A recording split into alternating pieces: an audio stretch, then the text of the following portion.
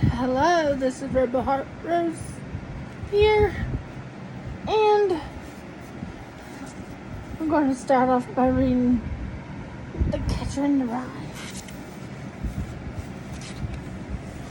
Chapter 1. If you really want to hear about it, the first thing you'll probably want to know is where I was born, and what my lousy childhood was like, and how my parents were occupied and all before they had me, and all that David Copperfield kind of crap. But I don't feel like going into if you want to know the truth. In the first place, that stuff bores me, and in the second place, my parents would have about 2 hemorrhages apiece if I told anything pretty personal about them.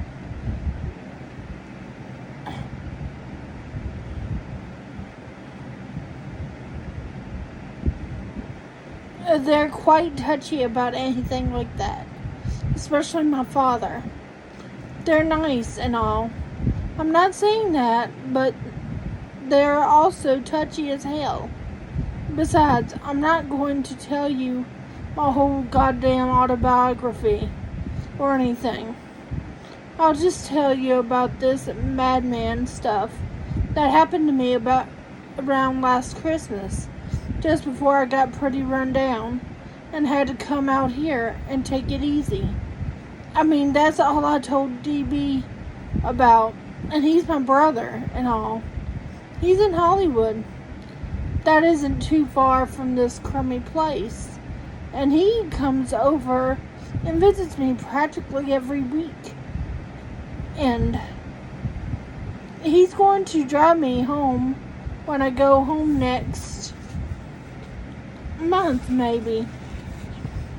He just got a Jaguar, one of those little English jobs that can do around 200 miles an hour. It cost him damn near $4,000. He's got a lot of dough now. He didn't used to. He used to be just a regular writer. When he was home, he wrote the terrific book of short stories, The Secret Goldfish. In case you never heard of him, the best one in it was The Secret Goldfish. It was about this little kid that wouldn't let anybody look at his goldfish because he bought it with his own money. It killed me. Now he's out in Hollywood, DB being a prostitute. If there's one thing I hate, it's the movies. Don't even mention them to me. Where I want to start telling is the day I left Pensy Prep. Pensy Prep is this school that's in Hagerstown, Pennsylvania. You probably heard of it. You've probably seen the ads anyway. They advertise in about 1,000 magazines. Always showing some hotshot guy on a horse jumping over a fence. Like as if all you ever did at Pensy was play polo all the time. I never even once saw a horse anywhere near the place. And underneath the guy on the horse's picture, it always says since 1888, we have been molding boys into splendid, clear-thinking young men. Strictly for the birds, they don't do any damn more molding at Pensy than they do at any other school. And I didn't know anybody there that was splendid and clear thinking and all. Maybe 2 guys, if that many. And they probably came to Pensy that way. Anyway, It was the Saturday of the football game with Sexton Hall. The game with Sexton Hall was supposed to be a very big deal around Pincy.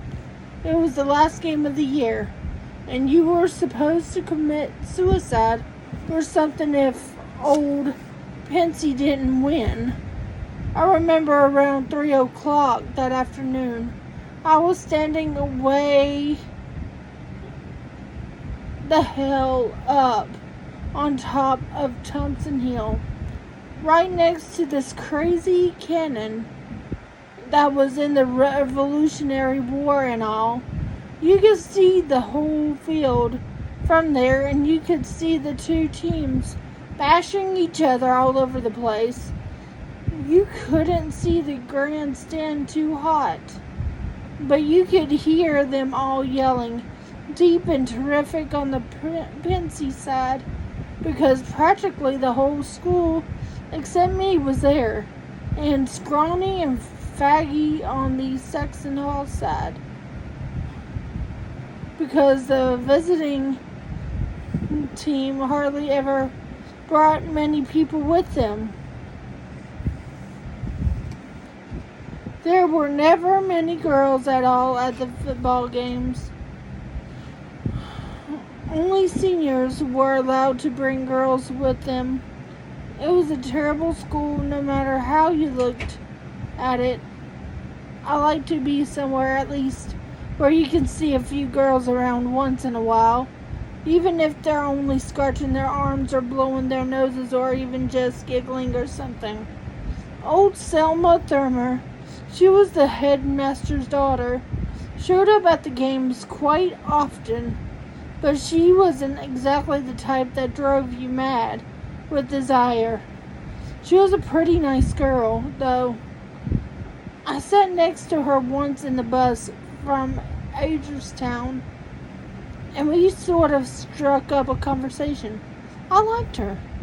She had a big nose, and her nails were all bitten down and bleedy looking, and she had on those damn falsies that point all over the place, but you felt sort of sorry for her.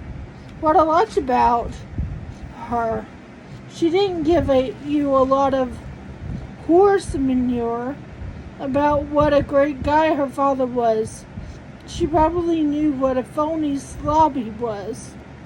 The reason I was standing way up on Thompson Hill instead of down at the game was because I just got back from New York with the fencing team.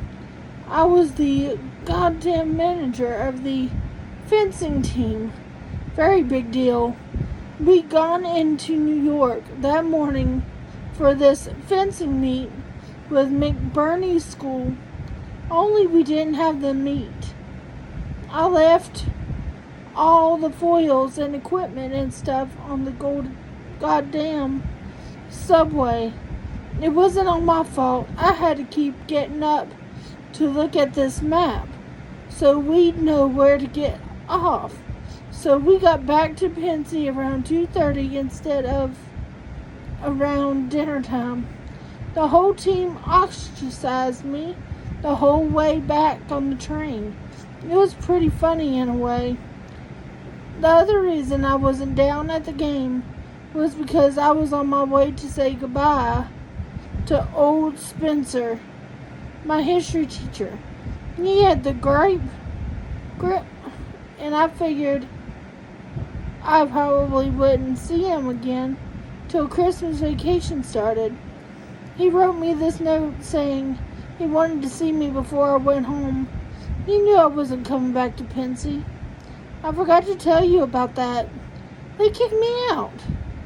I wasn't supposed to come back after Christmas vacation on account of I was flunking 4 subjects and not applying myself and all. They gave me frequent warning to start applying myself, especially around midterms when my parents came up for a conference with old Thurmer, but I didn't do it, so I got the axe. They give guys the axe quite frequently at Pincy.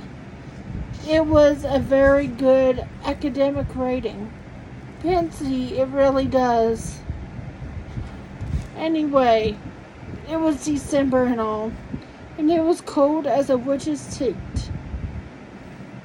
Especially on top of that stupid heel. I only had on my reversible and no gloves or anything. The week before that, somebody stole my camel's hair coat right out of my room with my fur-lined gloves right in the pocket and all. Pensy was full of crooks. Quite a few guys came from these very wealthy families, but it was full of crooks anyway. The more expensive a school is, the more crooks it has. I'm not kidding. Anyway, I kept standing next to that crazy cannon, looking down at the game and freezing my ass off. Only, I wasn't watching the game too much.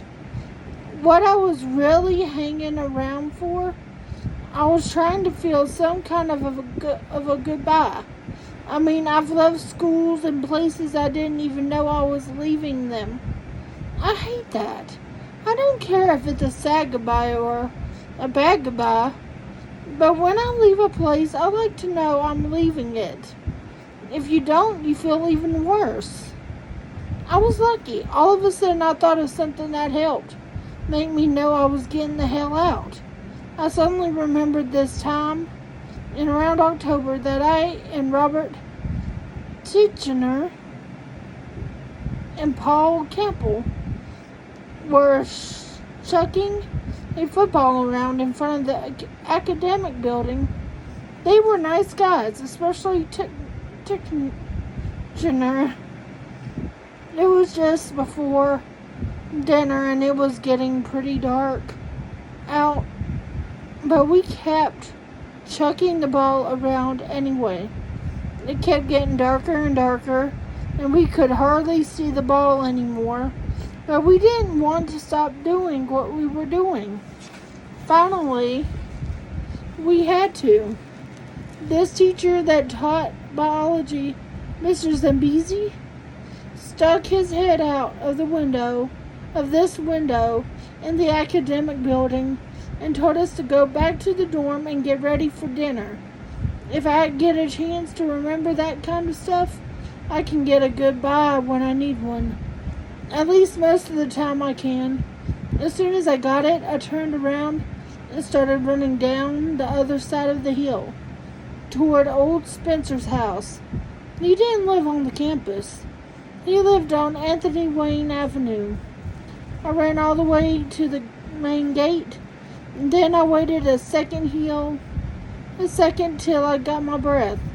I have no wind. If you want to know the truth, I'm quite a heavy smoker. For one thing, that is, I used to be. They made me cut it out. Another thing, I grew 6.5 inches last year. That's also how I practically got TB and came out here for all those goddamn checkups and stuff. I'm pretty healthy though. Anyway, as soon as I got my breath back, I ran across Route 204. It was icy as hell and I damn near fell down. I don't even know what I was running for. I guess I just felt like it. After I got across the road, I felt like I was sort of disappearing. It was that kind of crazy afternoon, terrifically cold, and no sun out or anything. And you felt like you were disappearing every time you crossed the road. Boy, I rang the doorbell fast when I got to old Spencer's house. I was really frozen. My ears were hurting and I could hardly move my fingers at all. Come on, I said right out loud almost. Somebody open the door. Finally, old Spencer opened it. They didn't have a maid or anything. And they always open the door themselves. They didn't have too much dough. Holden, Mrs. Spencer said, "How lovely to see you. Come in, dear. Are you frozen to death?" I think she was glad to see me. She liked me, at least, I think she did. Boy, did I get in that house fast. "How are you, Mrs. Spencer?" I said. "How's Mr. Spencer?" "Let me take your coat, dear." She said she didn't hear me ask her how Mr. Spencer was. She was sort of deaf. She hung up my coat in the hall closet, and I sort of brushed my hair back with my hand. I wear a crew cut quite frequently, and I never have to comb it much. "How have you been, Mrs. Spencer?" I said again, only louder, so she'd hear me.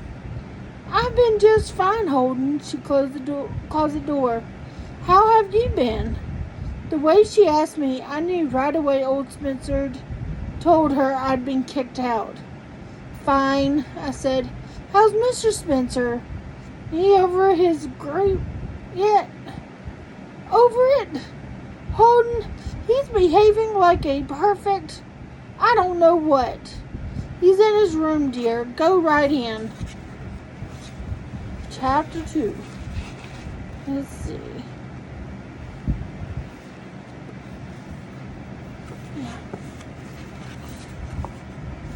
They each had their own room and all.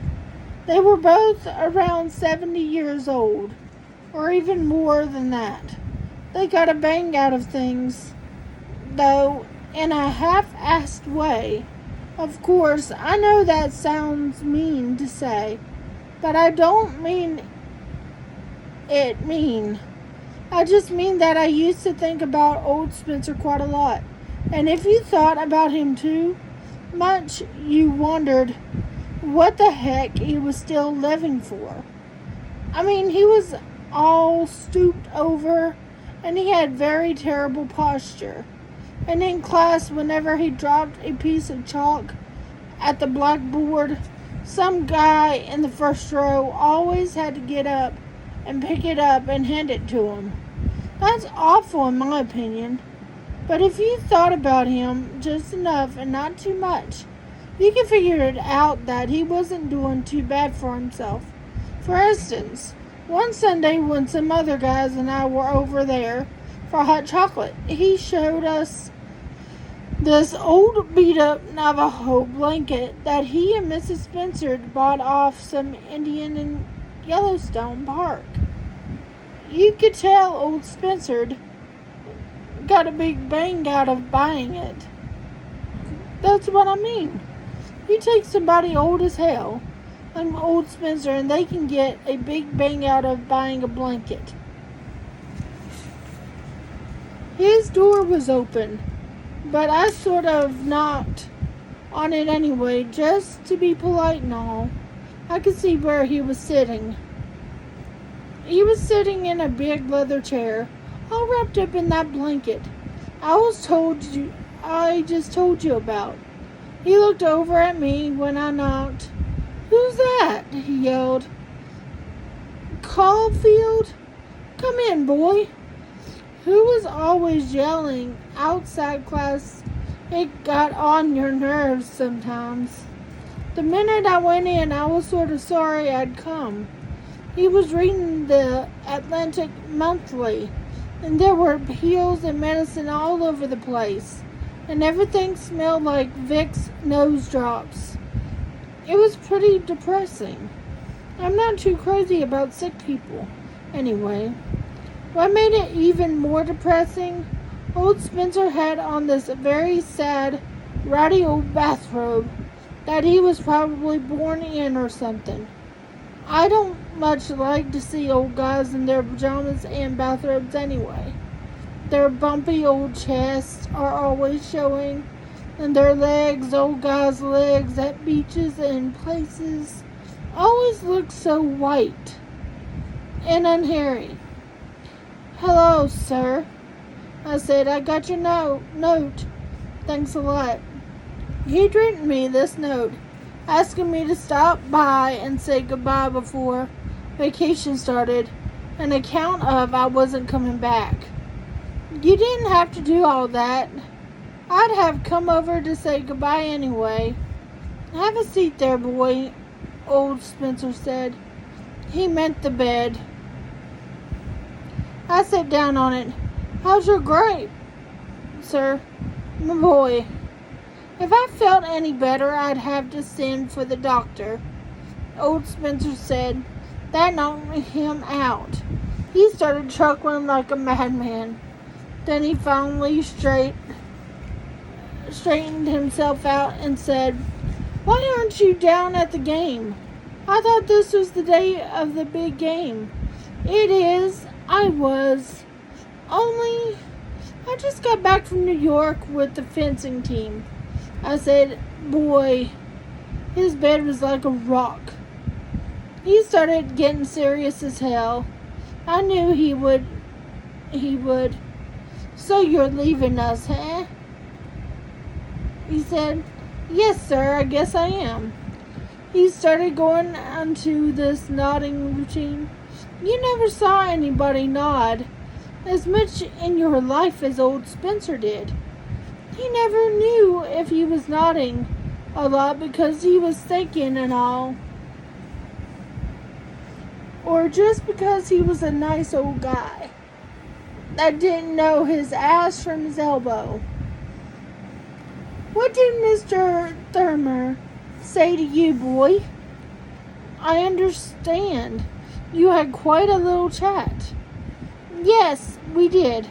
We really did. I was in his office for around 2 hours, I guess.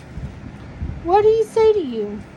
Oh, well, about life being a game and all, and how you should play it according to the rules. He was pretty nice about it. I mean, he didn't hit the ceiling or anything.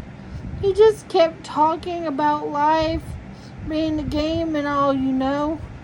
Life is a game, boy. Life is a game that one plays according to the rules. Yes, sir, I know it is. I know it. Game my ass. Some game. If you get on the side where all the hot shots are, then it's a game. Alright, I'll admit that. But if you get on the other side where there aren't any hot shots, then what's the game about? What's the game about it? Nothing. No. Game. Has Dr. Thurmer written to your parents yet? Old Spencer asked me. He said he was going to write them Monday. Have you yourself communicated with them? No, sir, I haven't communicated with them because I'll probably see them Wednesday night when I get home. And how do you think they'll take the news? Well, they'll be pretty irritated about it. I said, they'll really will. This is about the 4th school I've gone to. I shake my head. Quite a lot. Boy, I said. I also say boy quite a lot. Partly because I have a lousy vocabulary, and partly because I act quite young for my age sometimes. I was 16 then, and I'm 17 now, and sometimes I act like I'm about 13. It's really ironical because I'm 6'2", and I have gray hair. I really do. The one side of my head, the right side, is full of millions of gray hairs. I've had them ever since I was a kid, and yet I still act sometimes like I was only about 12. Everybody says that, especially my father. It's partly true, too, but it isn't all true. People always think something's all true. I don't give a damn except that I get bored sometimes when people tell me to act my age. Sometimes I act a lot older than I am. I really do, but people never notice it. People never notice anything. Old Spencer started nodding again. He also started picking his nose. He made out like he was only pinching it, but he was really getting the old thumb right in there.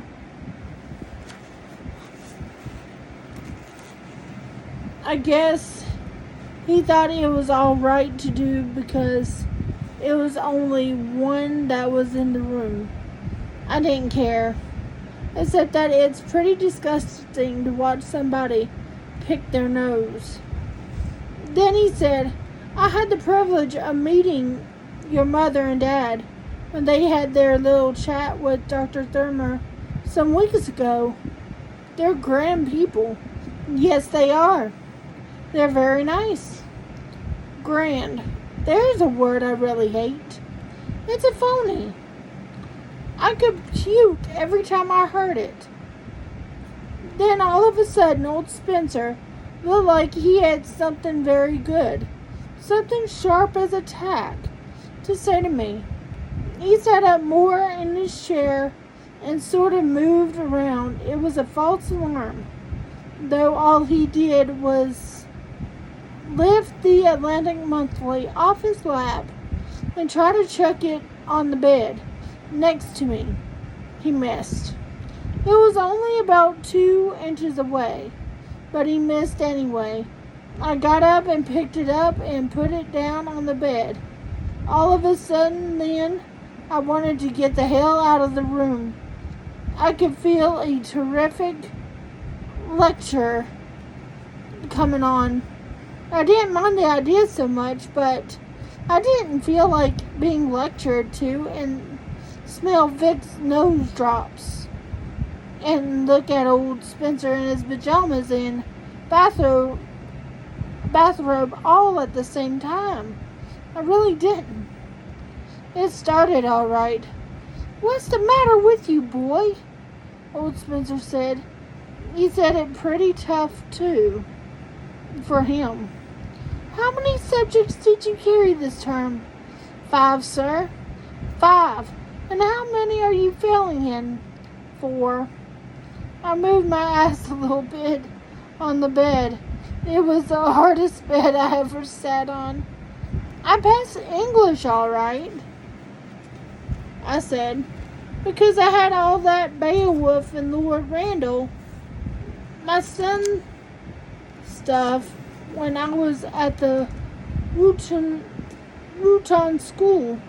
I mean, I didn't have to do any work in English at all, hardly, except to write compositions once in a while. He wasn't even listening. He hardly ever listened to you when you said something. I flunked you in history because you knew absolutely nothing. I know that, sir.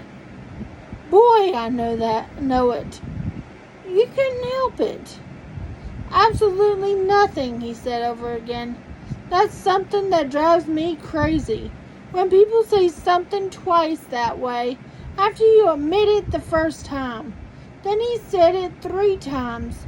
But absolutely nothing. I doubt very much if you opened your textbook even once the whole term. Did you? Tell the truth, boy. Well, I sort of glanced through it a couple of times. I told him. I didn't want to hurt his feelings. He was mad about history. You glanced through it, eh? He said, very sarcastic.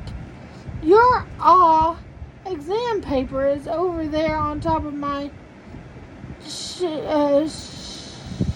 chiffonier. On top of the pile. Bring it here, please.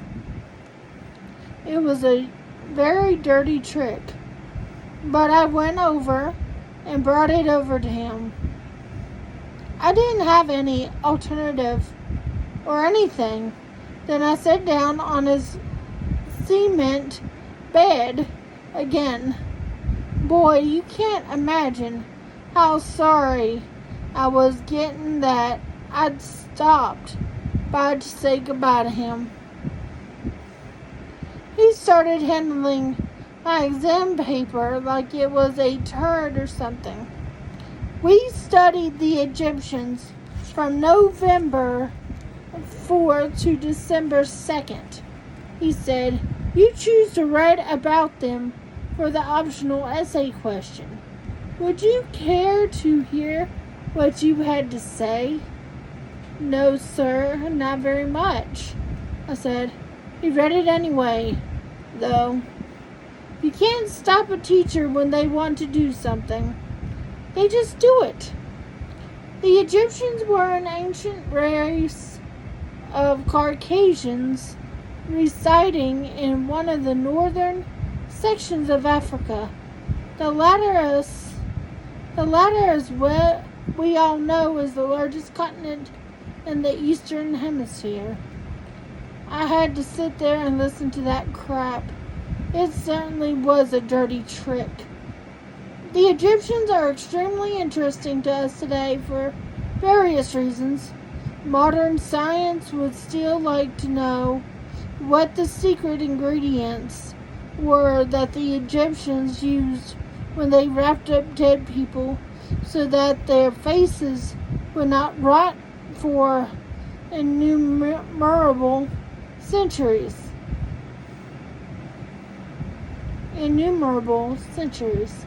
This interesting riddle is still quite a challenge to modern science in the 20th century.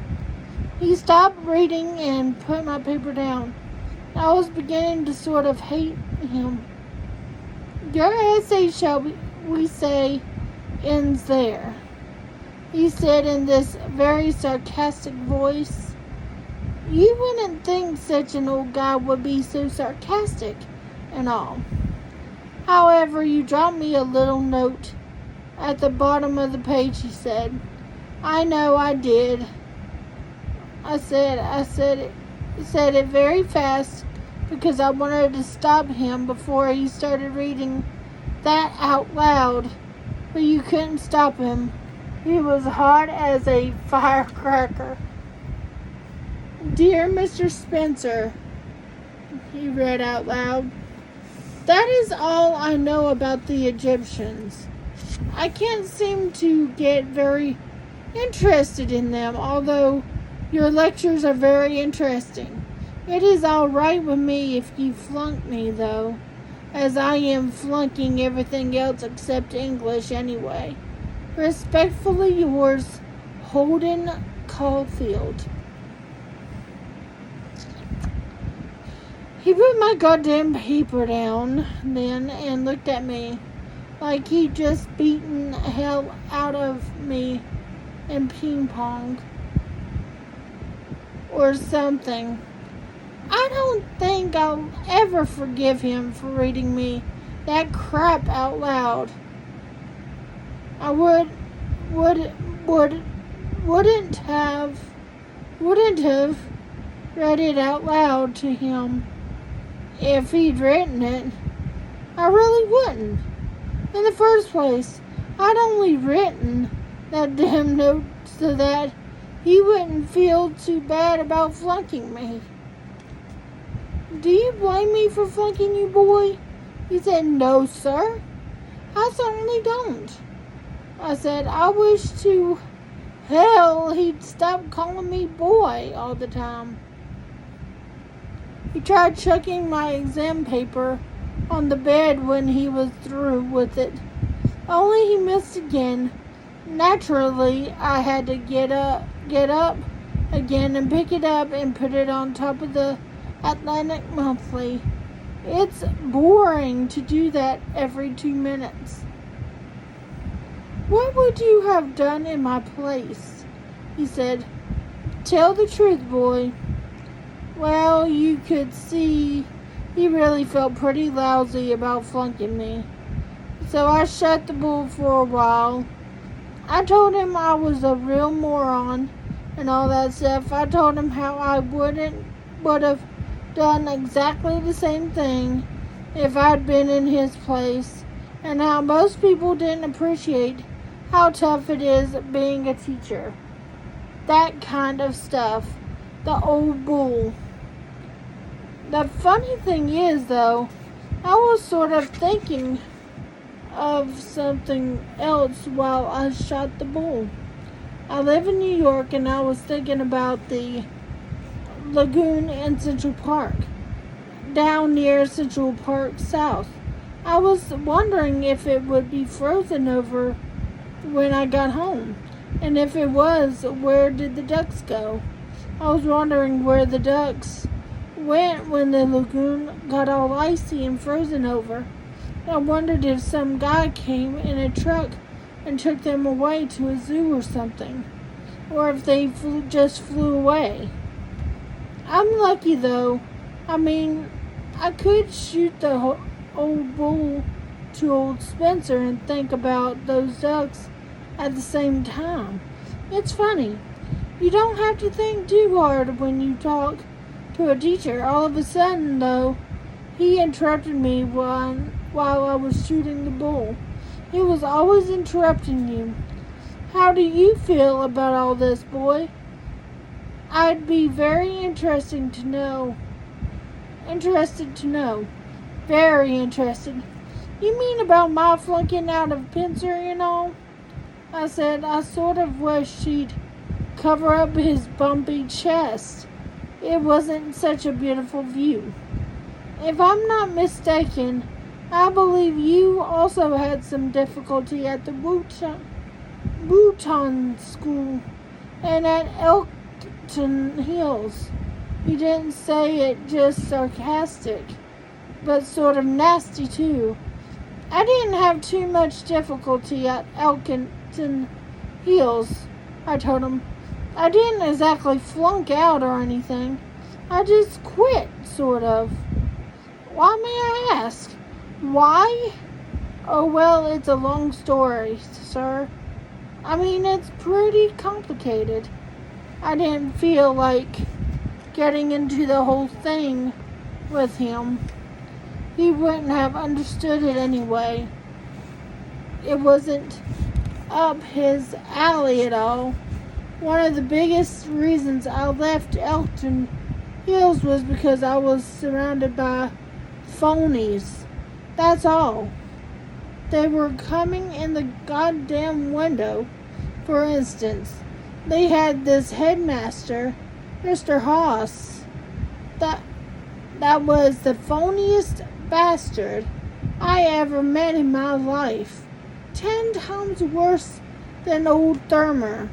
On Sundays, for instance, old Haas went around shaking hands with everybody's parents when they drove up to school.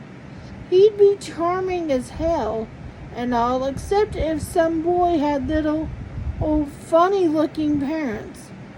You should have seen the way he did with my roommate's parents.